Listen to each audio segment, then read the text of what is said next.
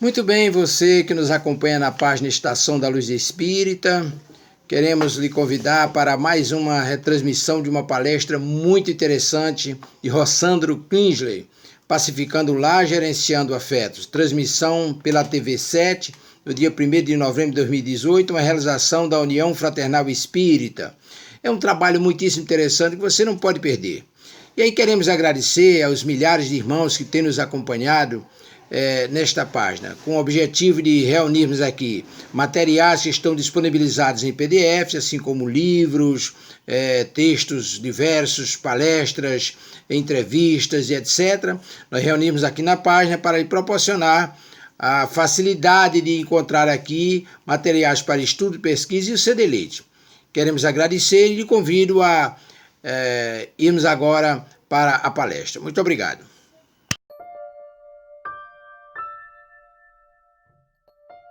Que a gente já andou aí se equivocando, achando que a justiça divina tinha que ser feita por nossas mãos, que nós é que temos que cobrar.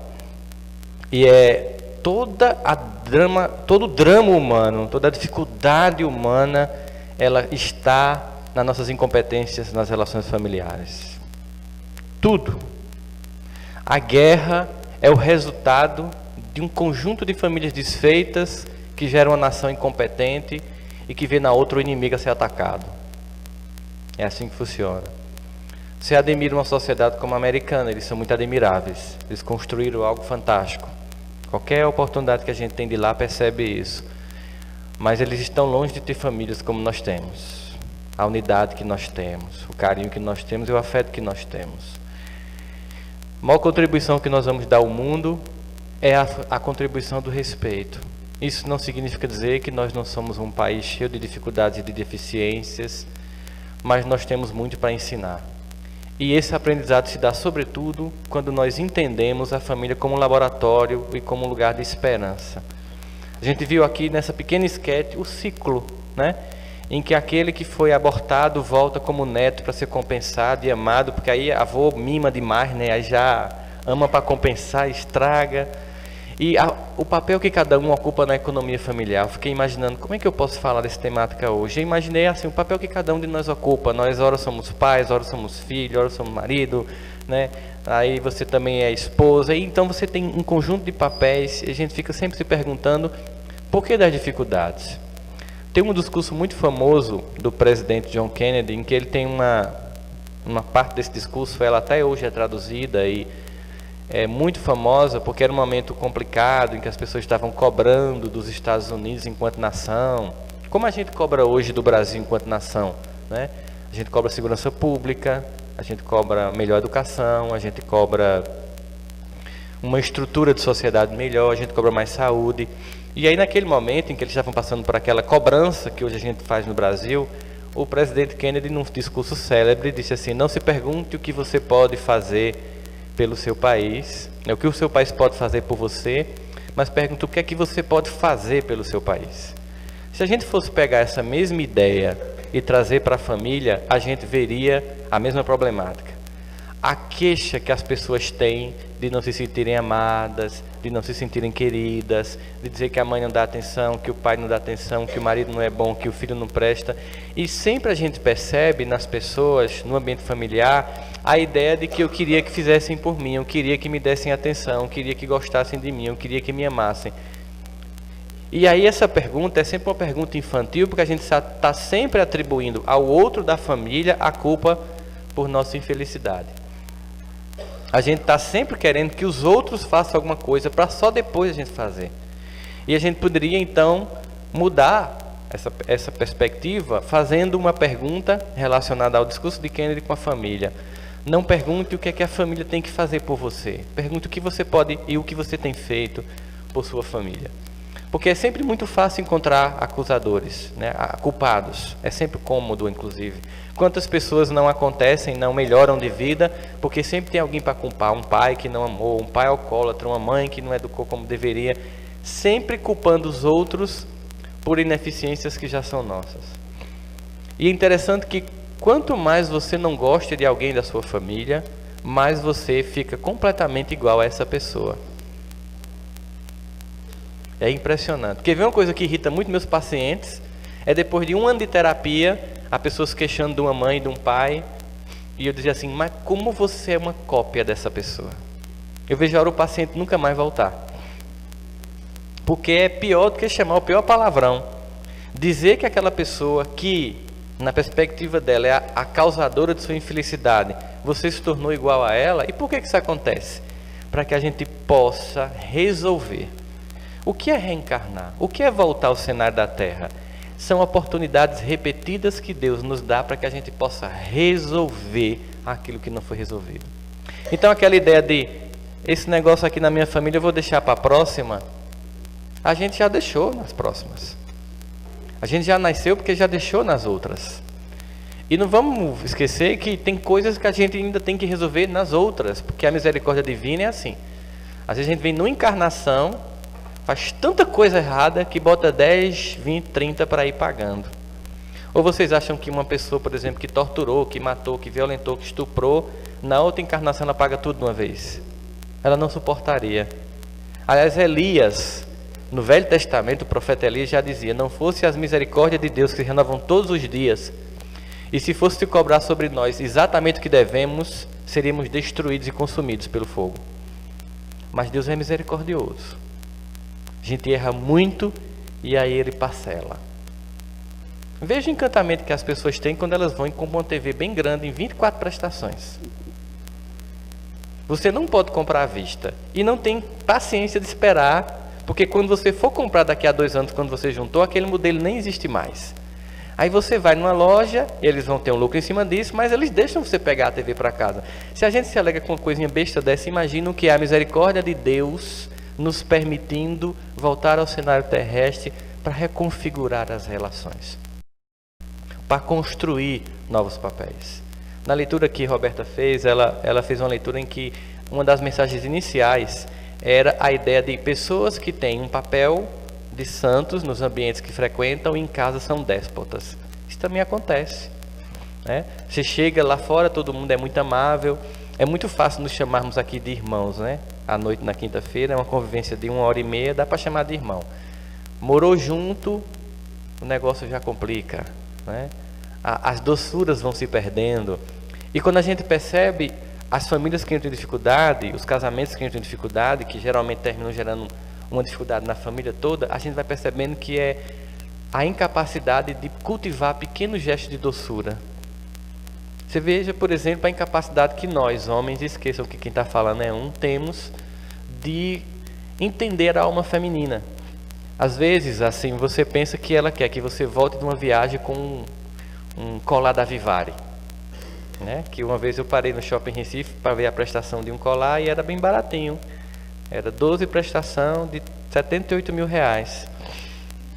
Eu disse, minha esposa vai desencarnar e nunca vai levar um bicho desse para casa. Mas aí você imagina que é isso. E aí se você pensar assim, que é uma coisa muito mais simples, de você ligar e dizer, eu estou vendo aqui o Mai, você não está comigo, não é a mesma coisa. Pronto, ela fica o dia todo sorrindo, né? Porque o que significa isso? Que você pensa na pessoa mesmo na ausência, que ela faz falta mesmo na ausência. São gestos tão pequenos de você perguntar como é que foi seu dia, e a gente vai se tornando indiferente, vai achando que não. Aquela pessoa que quando a gente namorava, conversava até as 4 da manhã no telefone. É assunto que não acaba mais, né? Impressionante. E depois você não consegue trocar 2 palavras enquanto janta. O que se perdeu? Aquele amigo, aquela amiga que depois virou namorado, deixou de existir? O que se perdeu nesse processo? Quais foram os ressentimentos? Tem pessoas que têm um amor imenso, mas foi deixando escombros na relação e caindo por cima desse amor. E aí não sai do casamento, chega para mim e diz, por que eu não consigo sair? Porque tem amor ainda. Não, acho que é dependência financeira. Não é não. Porque quando a gente está sofrendo, a gente prefere morar debaixo da única ponte que tem em Campinas, só tem uma, né? do que ficar com uma pessoa que a gente está infeliz. É porque tem sentimento lá dentro, que a gente foi deixando os escombros virem, cobrindo, né? Aquelas relações. Maridos e mulheres que podem ter uma vida perfeitamente tranquila, mas que vão minando a vida um do outro. E que poderiam parar naquela infantilidade de esperar que ela agrade você, que você agrade ela, e você toma a iniciativa. Porque Jesus, ele diz coisas muito inteligentes. Quando ele diz assim, eu não vim para ser servido, eu vim para servir. Ele diz bem assim, ó, a posição daquele que me segue não é uma posição de espectador de expectativas. A posição daquele que me segue é a posição de alguém que age independente do outro reconhecer ou retribuir. Porque finalmente tem isso, quando a gente resolve agir, depois de um casamento ou de uma vida de 3, 4 anos de dificuldade, toma um passozinho e quer que o outro perdoe. Cria expectativas fantásticas. Ou então só resolve agir se o outro agir. E fica lá, 2 meninos birrentos, um de um lado, outro do outro, esperando que o outro haja. Desencarna, sem ter se amado, sem poder ter usufruído de uma relação leve. Ah, mas aí tem a questão do desejo. O desejo acabou. Tem que acabar, criatura. Tem prazo de validade tudo, inclusive o corpo. E as outras coisas? Por que acabou? Acabou mesmo o desejo? Ou você desinvestiu na pessoa? Deixou de observar, de cuidar e ficou observando os outros. Por que num dos 10 mandamentos está lá, não desejais a mulher do próximo? Era uma coisa bem simples. Toda vez que eu estou numa relação e começo a focar uma outra pessoa, naturalmente eu vou desinvestindo o meu desejo dessa pessoa para aquela outra. Mesmo que aquela não me queira, por isso que Jesus já vai dizer assim, até em pensamento você está pecando, não é sentido que ele vai lhe condenar, por isso você está sendo idiota, porque você está tendo uma coisa que você construiu, um lar que você lançou bases, lançou âncora para suportar as marés da vida, aí você começa a olhar para o barquinho que está passando. Não perca tempo nem em olhar, porque quando você olha, você já desviou o foco da sua vida afetiva. Naturalmente, você começa a desejar aquela pessoa e deixa de desejar aquela que está com você. Isso acontece com qualquer pessoa. Por isso que no Pai Nosso, Jesus pede para que a gente peça a Deus, não me deixeis cair em tentação. Me ajuda. Às vezes, não, eu vou lá, eu consigo. Vá não, criatura. Não consegue não. Se conseguisse, né? A gente não consegue ainda. A gente tem que procurar manter a mente saudável. Aí apareceu uma pessoa no meu trabalho e começou a brincar e dar umas cantadas. Aí você vai deixando a coisa, porque tem a questão dos egos masculinos. Ele se sente, às vezes é um cara de 50, 40 anos, aí acha que, não, tá vendo, eu ainda provoco. Provoca nada. Às vezes o que você provoca é o seguinte, você já tem estabilidade financeira, a menina tem 22, ela se provoca pela sua conta bancária. Acorda. Agora aquela pessoa que começou com você lá embaixo, quando você não tinha nada, ela sim. Ela você provocou como mulher. As outras de agora, elas estão interessadas no que você pode oferecer. Mas não é como homem mais não. Acorda. Tanta vaidade. Aí destrói uma relação. Destrói uma relação é um strike afetivo. Filhos magoados, esposa magoada, família desfeita. Vai para uma relação com a menina novinha. Essas bem clássicas, né? Não dá muito tempo para vir o troco. Eu fico até esperando, né?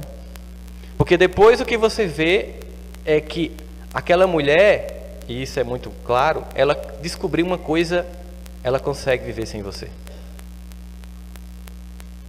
Mas você descobre uma coisa difícil para o homem. A gente não consegue viver sem uma mulher. A gente é muito frágil. A gente só é forte fisicamente. Na época do mundo em que a força física determinava o poder, a gente mandava. Agora esqueçam, acabou. Vamos abrir o conceito dos direitos dos homens. Estamos sem moral nenhuma. Não é mais momento de força física, é de parceria. Aí vai lá, estou na crise. Não, eu vou fazer uma tatuagem e vou para a academia. Estou com 50 anos, eu tenho que voltar a me sentir com 20. Será que não é o momento de outras construções? Não, sabe o que é? É porque quando eu era jovem, eu tive que trabalhar muito, eu ralei muito. E eu não tive condição. E agora, poxa vida, eu estou com uma vida financeira ótima, mas eu estou casado. Como se fosse uma tragédia, né? Tanta gente querendo casar nesse mundo, a criatura reclamando. Uma vez chegou um para mim e fez assim, não, porque veja, eu tive que estudar, eu tive que ralar para poder vencer na vida. Aí eu fiz, por que tu está me falando assim como se fosse um problema isso? Não é não? Não, você fez uma escolha. Você era pobre, aí você ou estudava, ou era marginal, ou virava vagabundo. Você escolheu a melhor coisa. Seus amigos que escolheram não estudar, como é que estão? Tudo ferrado. Então pronto. Você fez uma escolha. A culpa não foi da sua esposa, não. Você escolheu antes dela chegar na sua vida. Aliás, e quando ela chegou, e tem mais um detalhe, a gente sabe muito bem disso. Quando chega, melhora, né? Porque orienta. E aí você começa a construir um lar.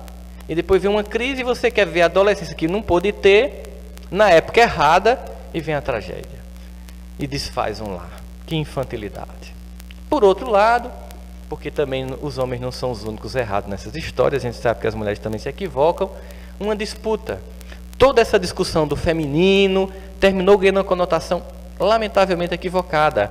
Não, eu também tenho direito à voz, e tem, claro. Mas aí começou a achar-se que a doçura da mulher era falta de personalidade.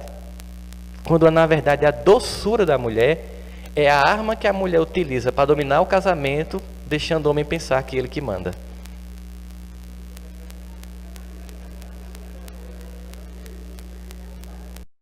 Desse jeito. Vai ser assim. Claro, meu amor. Vai do jeito que você quiser. Aí de noite, meu amor, o que você acha que... Você não acha que seria melhor? É, né, meu amor? Melhor assim, né? Pronto. Do jeito que você quiser, o cara faz. Ainda mais se você pedir naquele momento. Mas que infantilidade. Aí vai pra briga. Por que não funciona? Porque o homem tem um ego de competição.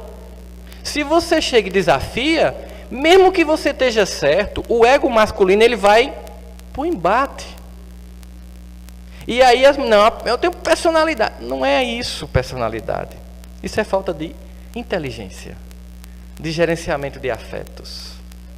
Quando você entende que a formatação do masculino, porque Deus criou esse mundo, a formatação do masculino é de força e de virilidade, e a do feminino é de doçura, isso não é desvantagem, é a complementariedade.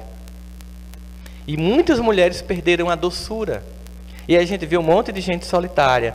Eu tenho uma amiga que estava fazendo mestrado na USP, e aí ela se destacou profundamente e saiu uma bolsa para a Universidade de Harvard, a melhor universidade do mundo. Ela ligou para o noivo aqui e disse: meu amor, olha, saiu uma bolsa aqui para a Universidade de Harvard. E aí? Ele fez: olha, eu sinceramente no seu lugar não deixava de ir, não. Harvard é o sonho de consumo de qualquer pessoa que quer, como você quer, galgar espaço na universidade. Agora, como homem e seu noivo, eu não vou lhe esperar. Eu não vou ficar 4 anos esperando você voltar, não. Mas também não vou ficar com raiva de você, não. Vou lhe entender. E você vai ter que me entender também. Aí ela desligou o telefone, desesperada, foi para a professora que tinha conseguido contato com o professor da bolsa, não sei o que, parará, e contou a história. Olha, eu sou da Paraíba, meu noivo, inclusive ele me ajuda aqui nas despesas, e eu liguei para ele disse que não ia me esperar. Ela fez: minha filha, você sabe minha titulação? Sei, a senhora é sênior depois do PhD. Eu tenho publicações em várias revistas, minha filha, olha quantos certificados, ó, foto com reitores das melhores universidades do mundo. Eu trocava tudo isso por um marido. Porque quando eu chego na minha casa, não tem um diploma desse que me escute, que me faça companhia, que pergunte como foi meu dia, nem que encha meu saco, não tem. É a solidão, é ovacionada lá fora e solitária como ser humano. Portanto, minha filha, volte para Paraíba e case. Porque a gente não dá pausa na vida afetiva, mas dá pausa na vida profissional. Depois você faz o doutorado, onde quer que você faça. E ela voltou, ela não se arrependeu. Ela tem um filho de 6 anos. Ou seja, às vezes, a gente tem que ter a maturidade de entender que tudo bem que a gente quer conquistar espaços profissionais, mas depois, se você não tiver com quem dividir isso, não tem graça nenhuma. Não tem. Eu vivia querendo viajar para dar palestra, né?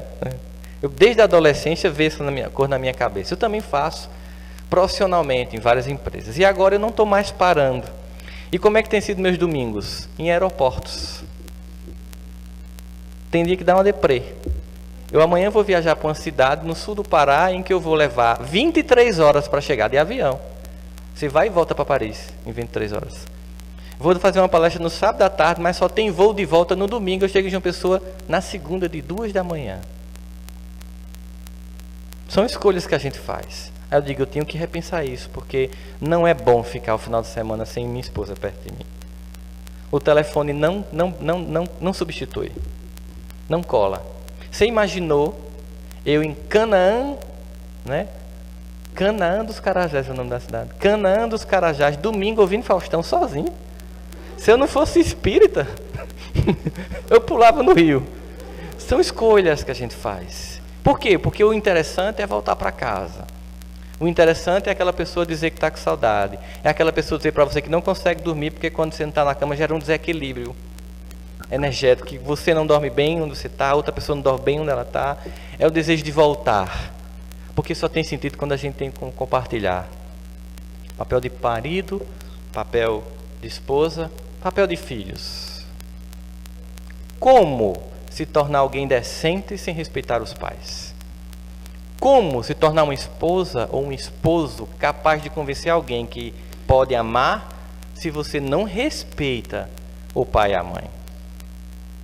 Uma geração que acha que pai e mãe é feita para servir. Eu quero isso, eu quero aquilo. Pais reféns de filhos, como se fossem office boys de satisfação de desejos. Com medo de dizer não para os filhos. Com medo de perder o amor dos filhos. Esqueça. Não queira o amor dos seus filhos. A geração de hoje se peca por querer o amor dos filhos. A geração do passado nunca se preocupou em ser amada. Estava nem aí para o nosso amor. Ah, não quer me amar não? Morra. Rasga a boca, quer chorar? Rasga a boca. Se jogue, meu filho, bata a cabeça na parede que eu levo por... Não tinha trauma na época não. Era o Targino. Eu levo pro Targino e dá ponto. Você queria fazer o teatro, né? Ai, meu Deus. Eu queimei o evangelho segundo o Espiritismo. Eu era evangélico, era cor do demônio. Eu queimei o evangelho segundo o Espiritismo. Minha mãe fez, tá feliz? Tá pensando que a verdade se queima? E saiu de perto de mim. Eu doido para ela se manifestar, para eu achar que era o Satanás, e não fez, não aconteceu. Nem é demais, né? Uma vez eu cheguei com um produto não contabilizado no caixa do supermercado em casa, entenderam, né? O que eu quis dizer? Eu fui eufêmico porque agora com esse negócio de estar gravando esse negócio é complicado, você tem que pensar no que você diz, né? Faz muito tempo já prescreveu. Então, se alguém já passou 10 anos. Aí minha mãe, esse negócio veio de onde? Não, vamos devolver. Pior do que a pior surra. Chegar no supermercado, chamar o gerente. Diga. Ó, é porque eu, sem querer o quê? Só faltei dizer que caiu no meu bolso na sessão de chocolate.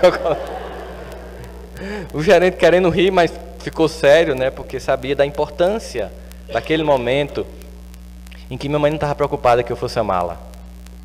Mas informar um homem de bem. Podia nem amar ela, mas formasse um homem de bem, ela estava com consciência tranquila de que cumpriu o papel que Deus deu para ela, de educadora de alma. Pai e mãe não tem que ter medo de filho, não. Nem filho tem que ter privacidade, viu, gente? Eu sei que muita gente vai ficar com raiva de mim hoje. Só quem tem privacidade é quem pode pagar por ela. Triste do pai e da mãe que não entra no quarto do filho e não vasculha a bolsa, porque um dia, quando chega, já tem crack. Tem que se investigar. Deus lhe deu esse papel de pai, de mãe. Pai e mãe manda. E sabe por que é importante mandar? Porque se você não mandar, ele vai achar tão bom que com 40 anos ele não sai de casa. É verdade. Por que o povo não sai? É tudo confortável. A mãe é uma empregada doméstica 24 horas. O pai é um pagador de conta. Quem casa? Eu não casava. E ainda pode ficar namorando com as meninas. Você transformou num... Por que a gente saía de casa? Porque quando a gente queria mudar o canal, o pai fazia, não, estou assistindo o jornal. Mas, pai, TV é minha, casa é minha, eu assisto o que eu quiser.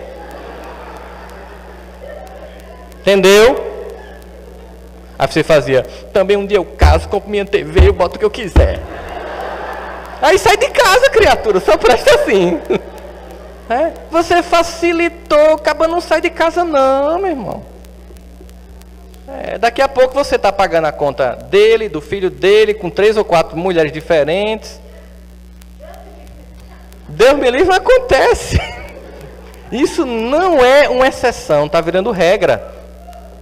Avós que no momento de descansar vão cuidar de criança, que tem que ter novo para ter paciência de cuidar. Tem que ter energia para estar atrás.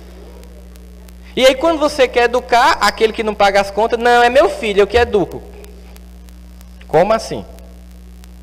Minha casa, minhas leis. É assim que uma família funciona. A terra é a casa de Deus. Qual é a lei que impera aqui? A nossa? É a dele. Quando a gente resolve fazer, dá errado. Assim também numa casa. Eles vão dizer que odeia você. Que você é um pagador de mico. Que você é um pé no saco. Que não suporta a sua presença. Que não vê a hora de sair da sua casa. E um dia vão dizer, muito obrigado por ter feito isso comigo.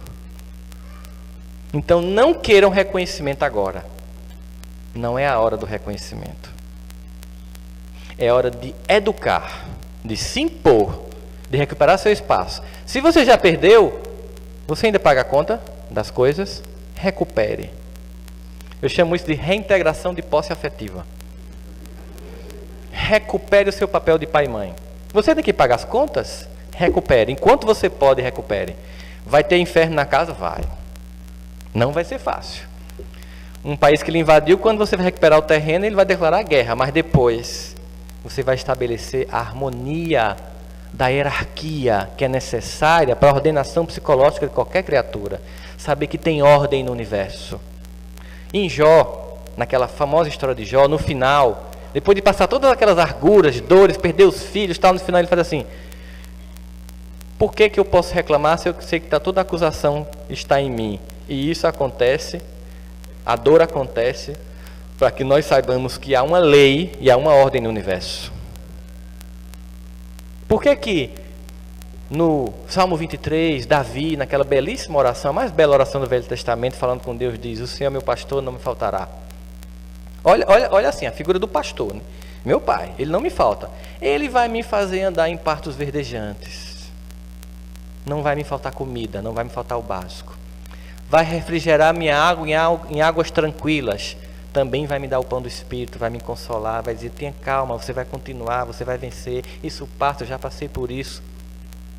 E ainda que eu ande sobre o vale da sombra da morte, não temerei mal algum. Mesmo quando eu faço as piores escolhas, bato o carro, faço coisas que não devia, aí eu acordo, volto, filho do pródigo, ele recebe de volta.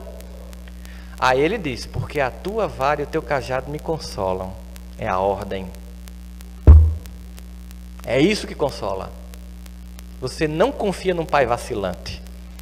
Todo mundo gosta do professor brincalhão, que brinca, que na hora de dar o conteúdo fica falando do 13 do Campinense, que fica falando de política, fica falando de futebol, que tira onda com a galera, que conta a última piada, ou leva o vídeo do YouTube mais bombado do momento para você assistir. Todo mundo acha massa essa aula. Quando você for trabalhar ou fazer um concurso, aquele conteúdo que faltou, você não recupera.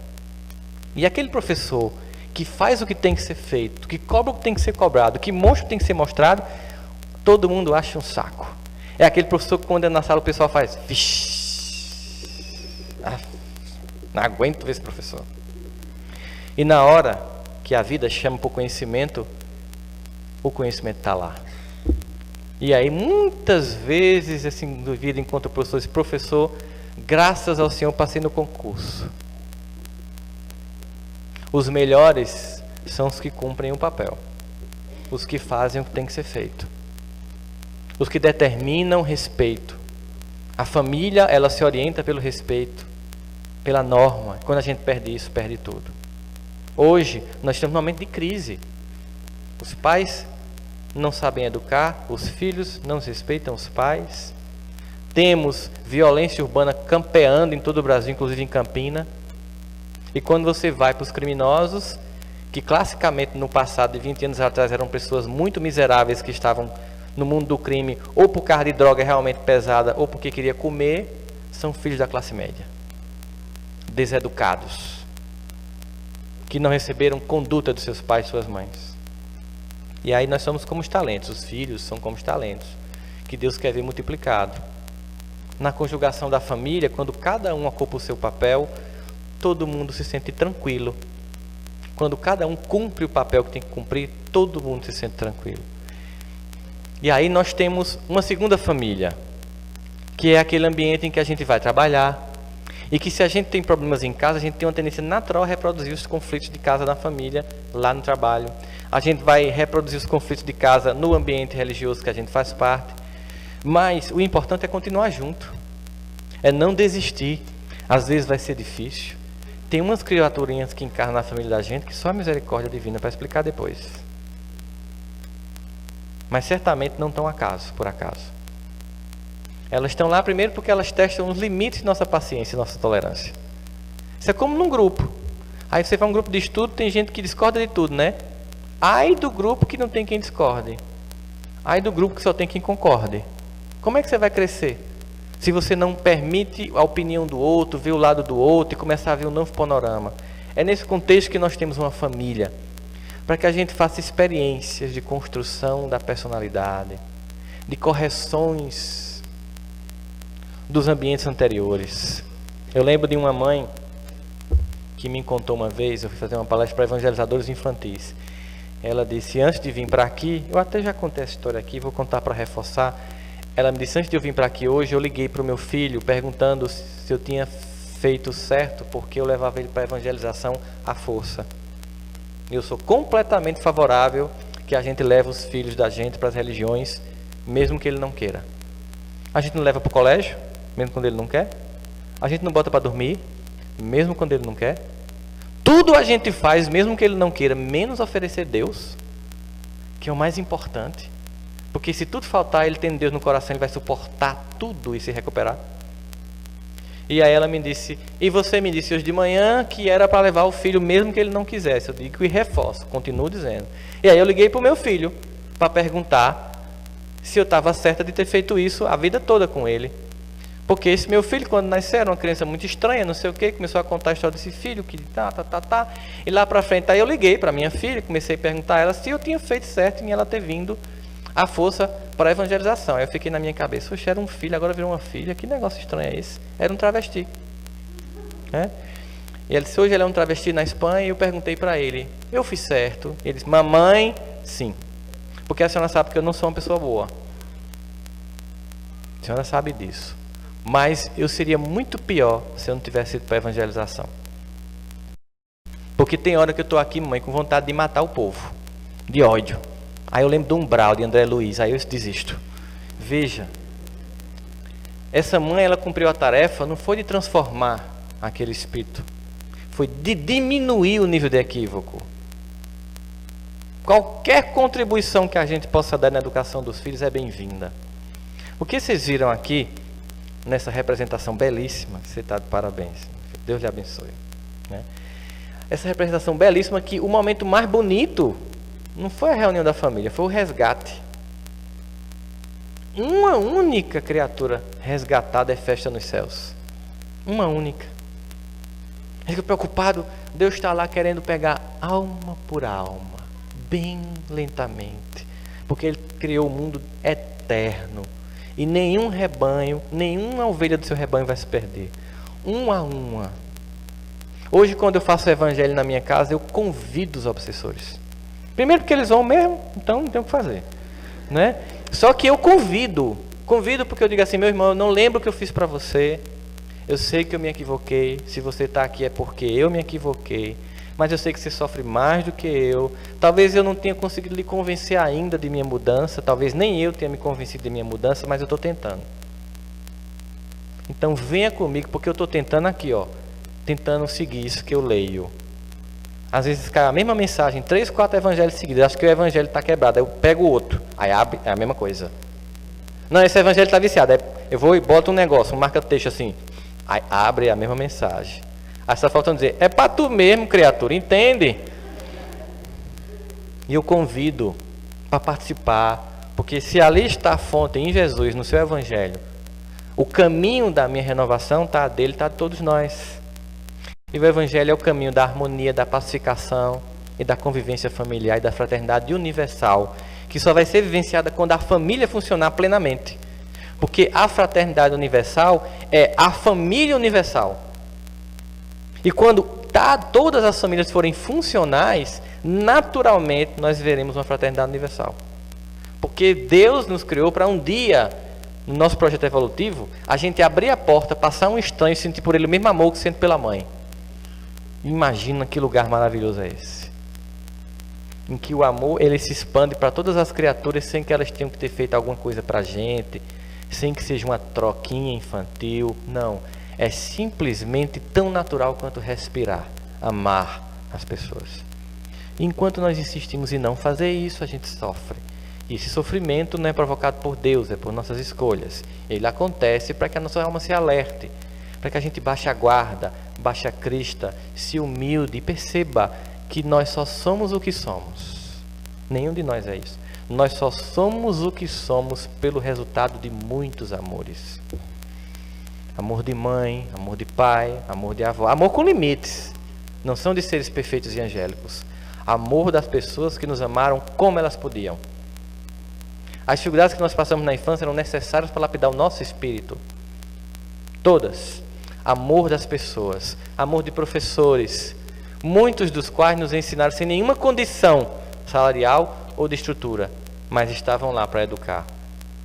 Aquela pessoa que trabalhou na sua casa e fez sua comida e lavou sua roupa, ela foi essencial para você ter mais tempo de estudar. Nós somos o resultado dos outros. Não tem para que essa arrogância. Não há como. Veja como a solidão é destrutiva. Veja como quem vive só vive no inferno. Porque embora João Possart tenha dito que o inferno são os outros, o inferno é a solidão. E Deus nos fez para vivermos em fraternidade. Nós somos gregários, temos necessidade dos outros para a natureza. Nossas famílias não são perfeitas, porque não existem famílias perfeitas. Mas essas pessoas estão juntas com um grande propósito. Deus permitiu assim, para que se ali construísse pontes onde havia abismos, perdão onde havia ressentimento, e mais amor aonde já há amor. Que Deus ilumine a família de cada um de vocês aqui, de todos nós. Nossos pais, as pessoas que nós amamos, as pessoas que nós temos dificuldade de conviver. Que Deus trabalhe o nosso coração e o coração dessas pessoas. E muitas dessas pessoas que não têm diálogo, em que você não pode conversar, converse com o espírito dela. Comece hoje, faça uma proposta a vocês. Uma proposta. Comecem hoje uma campanha de diálogo alma para alma. Chegue no seu quarto, chame Deus, que é Pai seu e dessa pessoa, e diga: papai, tu vai intermediar essa relação. Eu não tenho como conversar com essa pessoa, ela não abre nem a boca para falar comigo, ela me odeia, eu tenho dificuldade de olhar para a cara dela. Eu, meu ego atual, Rossandro e João, não dá para conversar, mas eu, alma eterna, e João, alma eterna, vamos conversar na prece. Todos os dias eu vou fazer preces e conversar com essa criatura. Me perdoe, se desarme, eu vou me desarmar. É uma campanha, sem esperar que no outro dia ela dê um sorriso para você, que isso é fantasia. É uma campanha na qual você vai começar a conversar com a alma eterna.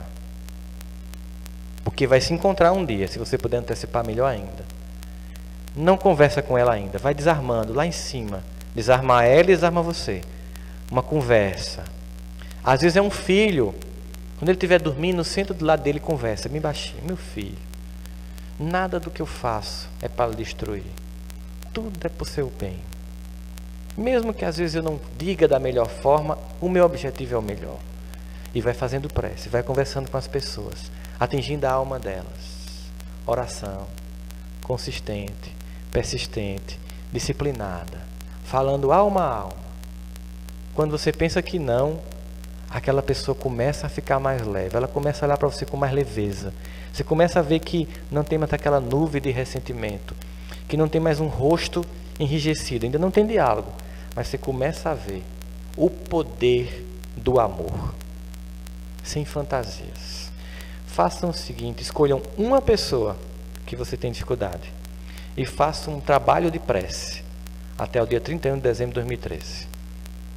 E aí sim, vocês vão ver o que é um verdadeiro ano novo. Deus ilumine a todos.